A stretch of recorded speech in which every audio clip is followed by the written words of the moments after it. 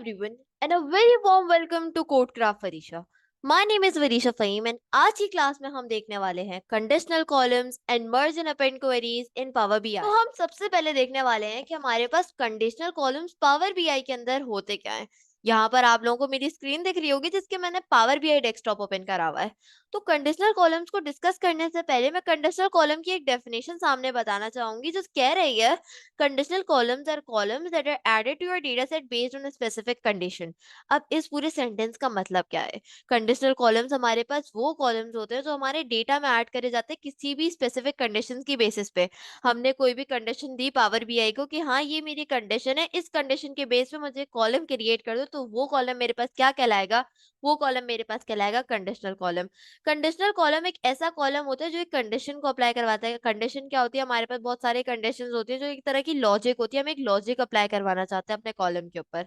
अगर हमने वो लॉजिक अप्लाई करवाई और अगर वो लॉजिक ट्रू हुई तो वो हमारे आउटपुट को एग्जीक्यूट करवा देगा, वरना वो हमारी एल्स स्टेटमेंट पे चला जाएगा। अब इसका मतलब ये है कि कंडीशनल कॉलम हमारे पास वो कॉलम होता है जो बेसिकली किसी भी कंडीशन को अपने अंदर स्टोर करता है, किसी भी कंडीशन को अप्लाई करवाता है। अब हम यहाँ पर एक एग्जाम्पल ले लेते हैं। फॉर एग्जाम्पल हमारे पास एक कॉलम है और उस कॉलम का नेम है am I eligible for driving. अब हमने कंसिडर कर लिया हमारे पास एक सारे के सारे स्टूडेंट्स का डेटा है, या फॉर एग्जांपल हमारे पास यूनिवर्सिटी के स्टूडेंट्स का डेटा है। यूनिवर्सिटी के स्टूडेंट्स के डेटा के अंदर हमने एक कॉलम रख दिया am I eligible for driving. हमें उसके अंदर सिर्फ दो फॉर्म्स में आंसर चाहिए, आइदर तो एक फॉर्म में आंसर आ जाएगा हमारे पास यस, या दूसरी फॉर्म आ जाएगी हमारे पास नो। अब उस कॉलम के ऊपर हम एक कंडीशन अप्लाई करवाएंगे। वो कंडीशन हमसे क्या कह रही होगी? उस कंडीशन में हम ये डिफाइन करवाएंगे कि अगर एज ग्रेटर देन 18 होगी, means age is greater than 18, then show in the output yes. मतलब हमने कॉलम का नेम क्या रखा है? Am I eligible for driving. हम कॉलम नेम कुछ भी रख सकते हैं, फॉर नाउ अंडरस्टैंडिंग हमने उसका नेम रख दिया am I eligible for driving. और फिर उसके बाद हमने उस कॉलम के ऊपर एक कंडीशन अप्लाई करवा दी। कंडीशन क्या अप्लाई करवाई? कि अगर एज ग्रेटर देन 18 होगी तो हमारे पास उस जो कॉलम में आउटपुट आएगा, जो स्टूडेंट के लिए, स्पेसिफिक स्टूडेंट के लिए हर रॉ में आउटपुट आएगा यस आएगा। एंड देन अगर स्टूडेंट की एज लेस देन 18 होती है, मतलब 17 होती है, 16 होती है, 15 होती है, 10 होती है, 9 होती है, जो भी हमारे पास स्टूडेंट की एज होती है वो लेस देन 18 होती है, तो आउटपुट में हमारे पास क्या शो करेगा? वो नो शो करेगा। तो ये बेसिकली जो हमने एक कंडीशन डिफाइन करवा दी, यहाँ पे हमारे पास कंडीशन क्या है? हमारे पास कंडीशन है एज इज ग्रेटर देन 18 और एज इज लेस देन 18।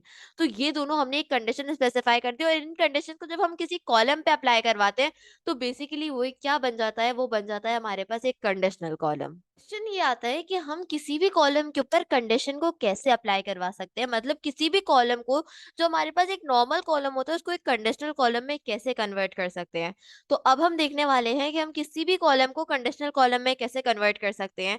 तो फर्स्ट ऑफ ऑल हम किसी भी डेटा को इंसर्ट करवाएंगे अपने पावर बीआई डेस्कटॉप के अंदर by using data connectors. Data connectors को हम गेट डेटा के ऑप्शन से एक्सेस कर सकते हैं। यहाँ पे हमारे पास, जैसा कि हमने पहली क्लास में देखा था, कि हमारे पास बहुत सारे डेटा कनेक्टर्स आ जाते हैं। फॉर नाउ हम टेक्स्ट या सीएसवी के साथ जाएंगे, because right now my data is the form of text and CSV.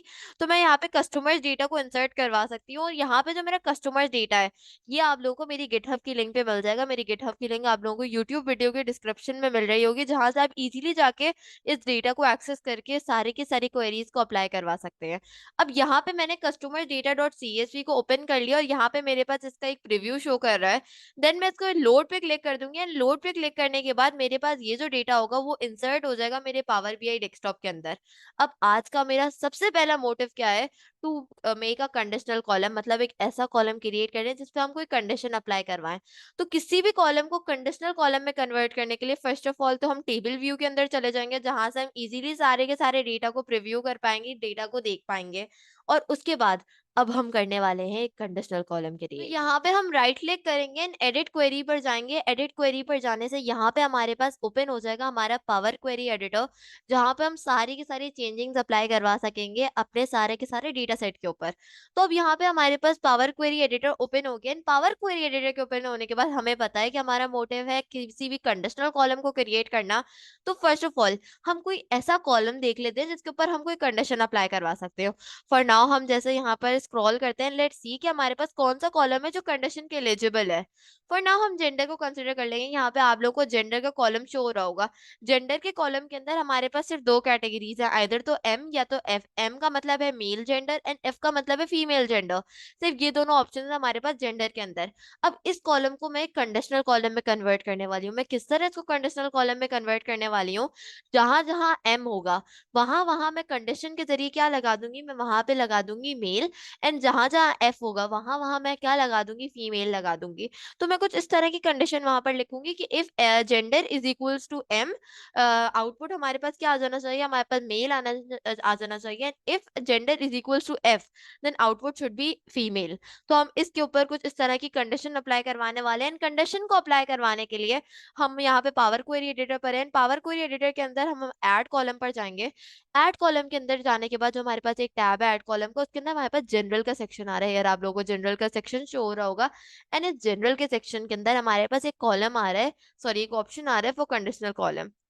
इसको मैंने होवर करा तो मेरे पास एक होवर का पॉप आउट ओपन हो रहा है, जिसमें मुझसे कह रहा है create a new column that conditionally adds the values in currently selected column.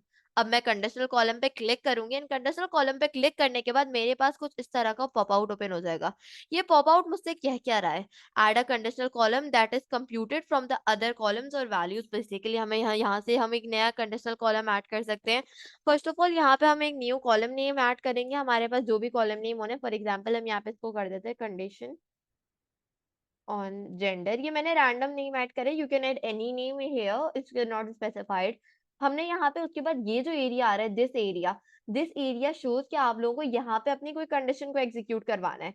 अब मैं यहाँ पे इफ, यहाँ पे हमारे पास लिखा हुआ है इफ एल्स, जो हमारे पास होते हैं कंडीशनल एक्सप्रेशंस होते हैं, इफ एल्स और एलिफ। अगर आप लोग किसी भी प्रोग्रामिंग लैंग्वेज, आइदर तो आप C plus plus, C sharp, या आप लोग पाइथन या कुछ इस तरह की प्रोग्रामिंग लैंग्वेजेस से आप लोग आ रहे हैं, तो आप लोगों को कंडीशनल एक्सप्रेशंस का पता होगा, जिसमें हमारे पास इफ स्टेटमेंट होती है, एल्स स्टेटमेंट होती है, एलिफ होती है। उनको हम फर्दर डिस्कस नहीं करने वाले।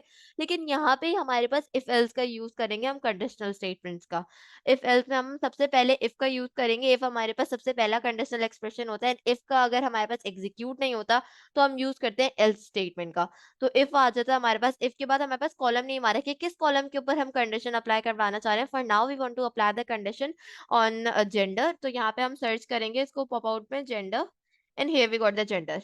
हमने जेंडर को सिलेक्ट कर लिया। Then operator. ऑपरेटर हमारे पास बहुत सारे होते हैं, equals, does not, equals, begin with, does not begin with, ये सारे हमारे पास ऑपरेटर्स होते हैं। ऑपरेटर्स में हमने इक्वल्स को सिलेक्ट कर लिया, जो इक्वल टू का साइन हमें प्रोवाइड करता है जेंडर। अब अगर हम इसे थोड़ा सा रीड करने की कोशिश करेंगे, जो हमने यहाँ पे अपने कंडीशन लिखी है, इसको थोड़ा सा हम रीड करने की कोशिश करते हैं। यहाँ पे लिखा हुआ है इफ जेंडर इक्वल्स, मतलब हमारे पास कुछ इस तरह का हमारे पास एक सेंटेंस क्रिएट हो रहा है। अब उस सेंटेंस को फर्दर हम कंटिन्यू करते हैं, इफ जेंडर इक्वल्स, और यहाँ पे हमारे पास वैल्यू में आ रहा है कि हम आइदर तो एंटर अ वैल्यू या सिलेक्ट अ कॉलम। हम एक वैल्यू का ऐड करेंगे। हम ऐड करेंगे किसको, वहां पे हमारे पास दो ऑप्शंस है, आइदर तो F for female and M for male. If gender is equals to male, अगर हम इसको कंप्लीटली रीड करें तो हमारे पास आ रहा है if gender equals M, then हमारे पास शो कर रहा है कि उसके बाद करे क्या। अगर जेंडर उसने देख लिया कि हाँ जेंडर एम है, तो उसके बाद वो करेगा क्या। पावर बीआई को खुद तो इल्हाम नहीं होगा कि वो ऑटोमेटिकली वहां मेल ऐड कर दे। तो दैट इज व्हाई यहाँ पे देन के बाद हम यहाँ पे क्या लिखेंगे, देन आउटपुट आ जाएगा हमारे पास मेल। सिमिलरली अब हमें एक और कंडीशन ऐड करनी है, for which one, for F that represents female. तो उसके लिए हम ऐड क्लॉज ऐड करेंगे। ऐड क्लॉज ऐड करने के बाद हम एल्स इफ कर देंगे, या हम ऐड क्लॉज अगर ना भी करें, क्योंकि फॉर नाउ हमारे पास सिर्फ दो ऑप्शन है कंडीशन के, आइदर तो एम एंड एफ। अगर उसके बाद हमारे पास कोई ऑप्शन होगा तो हम यूज कर सकते हैं ऐड क्लॉज का। फॉर नाउ हम ऐड क्लॉज को यूज नहीं करेंगे, हम डिलीट कर देंगे इसको, क्योंकि अभी हमारे पास सिर्फ दो ऑप्शन है, आदर तो जेंडर एम होगा या जेंडर एफ होगा। थर्ड जेंडर हमारे पास कोई नहीं है इस कॉलम के अंदर। दैट इज वाई हम क्या करेंगे, if gender equals M then male, और अगर जहां जहां एम नहीं होगा ऑब्वियसली बाकी सारी प्लेसेस पे हमारे पास एफ होगा। दैट इज वाई हमने किसका यूज कर लिया, एल्स हम क्या कर देंगे, फीमेल। अब इसका मतलब ये है कि जहां जहां एम होगा वहां तो वो एम मेल रख देगा, और जहां जहां एम नहीं होगा वहां वो फीमेल को ऑटोमेटिकली प्लेस कर देगा। अब जब मैं इसको ओके पे क्लिक करूंगी तो मेरे पास एक न्यू कॉलम जनरेट हो जाएगा, जो मुझे सारी की सारी कंडीशंस को अप्लाई करवा रहा होगा, किसके ऊपर, जेंडर के ऊपर। और ये आ गया मेरे पास नया कॉलम जो डिनोट कर रहा है सारी की सारी कंडीशंस ऑन जेंडर। जैसे मैं यहाँ पे अगर थोड़ा सा इस तरफ स्क्रॉल करूँ तो मेरे पास सबसे पहला जो आ रहा है रॉ, वो आ रही है एम की, सेकंड रॉ भी एम की आ रही है, थर्ड रॉ भी एम की, and fourth and fifth raw is for F. तो हम थोड़े से दिमाग में रख लेते हैं कि स्टार्टिंग थ्री रॉज मेल की हैं, तो fourth and fifth row are of female. तो अब जब स्क्रॉल करते हैं तो यहाँ पे हमारे पास वही आ रहा है, first three rows are of male and the rest second row are of fourth and fifth row are of female. ये हमें शो कर रहा है कि हमने अपनी कंडीशन को सही तरह एग्जीक्यूट करवा लिया। अगर यहाँ पे हमारे पास कोई भी एरर आता तो हमें उससे पता चलता है कि हमारी कंडीशन एग्जीक्यूट नहीं हो पाई, हमारी कंडीशन में कहीं न कहीं वो कोई एरर दे रहा है। अब हम देखने वाले हैं मर्ज and append query methods in power BI.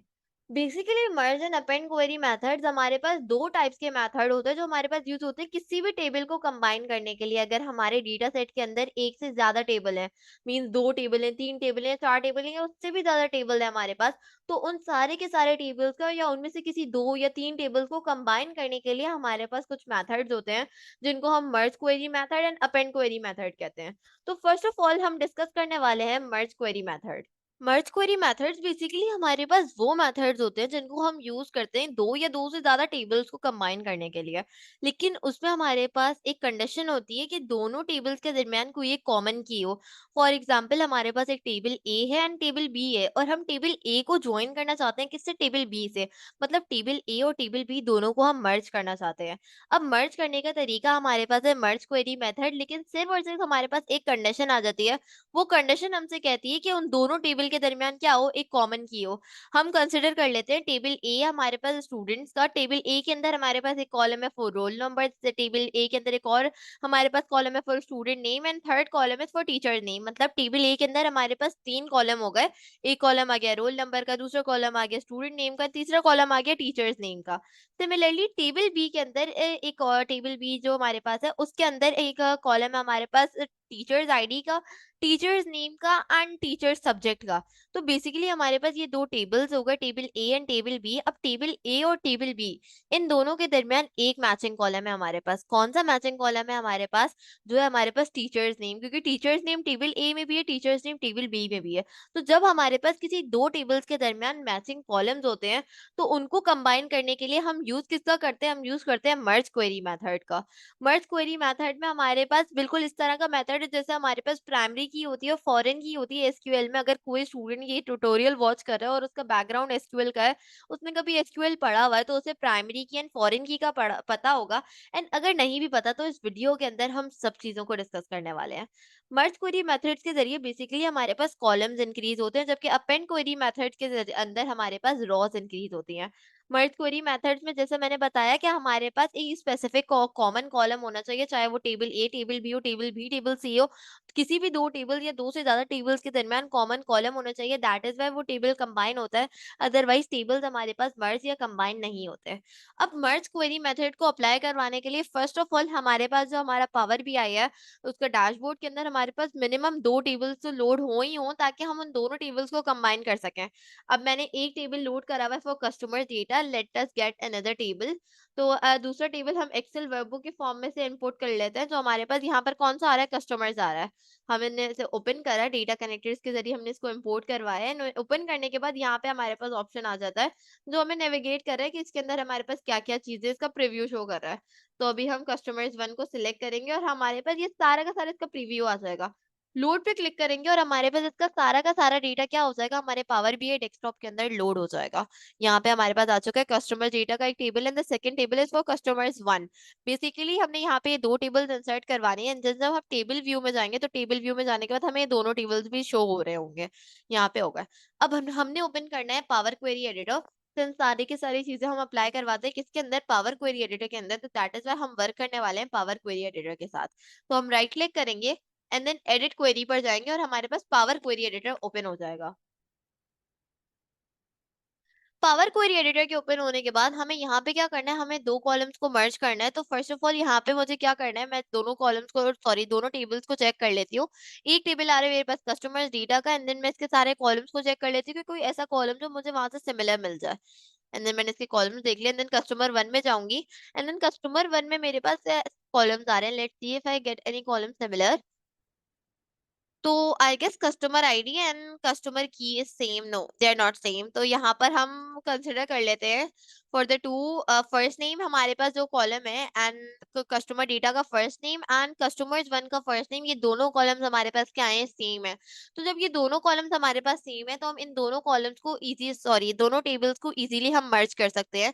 इन दोनों टेबल्स को मर्ज करने के लिए फर्स्ट ऑफ ऑल हम कोई सा भी टेबल सिलेक्ट कर लेंगे एंड टेबल को सिलेक्ट करने के बाद हमारा जो home tab by default selected होता है इसके अंदर हमारे पास कंबाइन का सेक्शन आता है।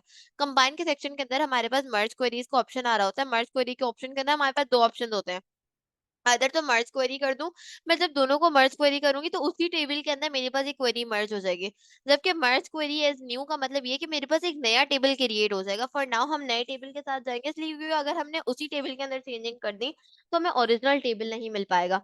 तो हम मर्ज क्वेरी एज न्यू को सिलेक्ट करेंगे and merge query as new को जैसे ही हमने क्लिक करा हमारे पास इस तरह का पॉप आउट आ जाता है जिसमें मुझसे कह रहा होता है merge select tables and matching columns to create a merge table.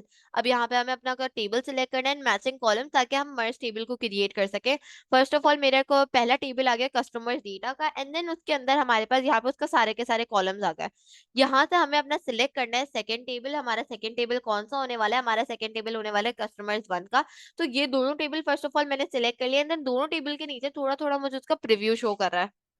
तो यहाँ पे मैंने इन दोनों टेबल्स को ओपन करने के बाद मैं इन दोनों में से कॉमन कॉलम्स को सिलेक्ट करूंगी। जैसे कि मैंने बताया मर्ज क्वेरी मेथड का हमारा सिंपल सी बेस होती है उसकी कॉमन कॉलम। बेसिकली हमारे पास जो स्पेसिफिक कॉलम होते हैं उन दोनों की बेसिस पे मर्ज होती है हमारे पास ये क्वेरीज। तो यहाँ पे मैंने जैसे बताया फर्स्ट नेम, इसका जो हमारे पास कस्टमर डेटा का फर्स्ट नेम था वो मैच कर रहा था किसके, कस्टमर वन के फर्स्ट नेम से।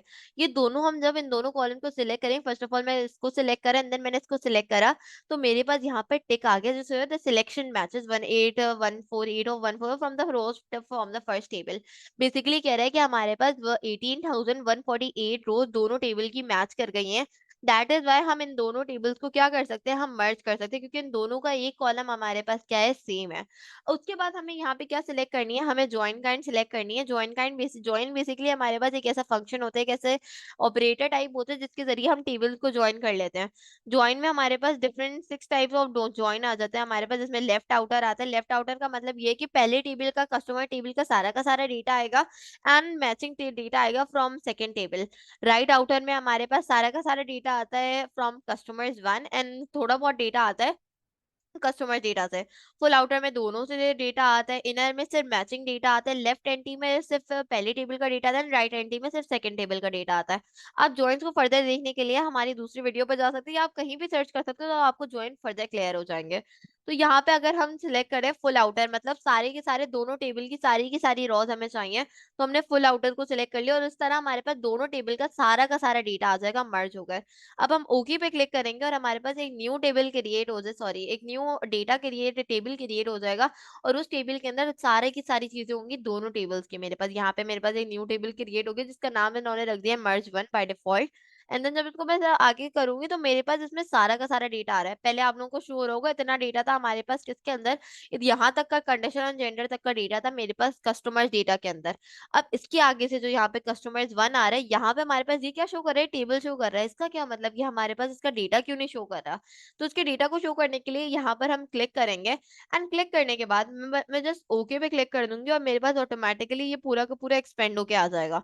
मेरे पास कंप्लीट दोनों टेबल्स आ चुके हैं, सारा का सारा डेटा आ चुका है दोनों टेबल्स का मर्ज होकर, क्योंकि मैंने ज्वाइन में फुल आउटर सिलेक्ट करा था तो इसने मुझे सारी की सारी रोज दे दी है। तो कुछ इस तरह हम दो टेबल्स को मर्ज कर सकते हैं by using merge query method. Merge का टेबल क्रिएट करा था मतलब मर्ज क्वेरी मेथड को यूज करते हुए जो नया टेबल क्रिएट करा था वो यहाँ पे हमारे पास डेटा सेक्शन के अंदर भी आ चुका है, जिसके अंदर इतने सारे कॉलम्स हैं जो इन दोनों टेबल्स को हमने कंबाइन करके क्रिएट करे थे। ये दोनों टेबल्स जो हमारे पास थे इन दोनों टेबल्स को कंबाइन करके हमने मर्ज वन को क्रिएट करा था।